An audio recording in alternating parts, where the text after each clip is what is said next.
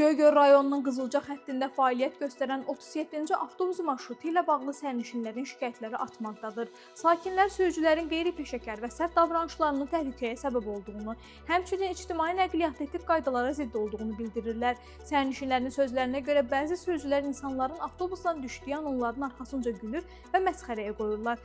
Şikayətçilər bunu açıq-aşkar hörmətsizlik və xidmət mədəniyyətinə uyğun olmayan davranış kimi qiymətləndirirlər. Bundan başqa sürücülərin dayanacaqlara yaxınlaşarkən bilərəkdən qəfil əyləcə basması nəticəsində sərnişinlər yıxılma təhlükəsi ilə üz-üzə qalırlar.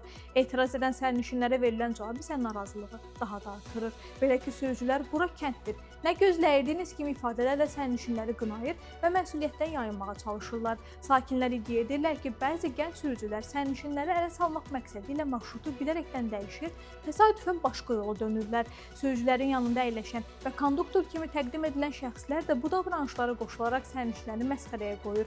Sərnişinlər məsələyə ilə bağlı aidiyyatı qurumları tədbir görməyə çağırır. Sürücülərin davranışının araşdırılmasını və marşrutda xidmət keyfiyyətinin yaxşılaşdırılmasını tələb edirlər.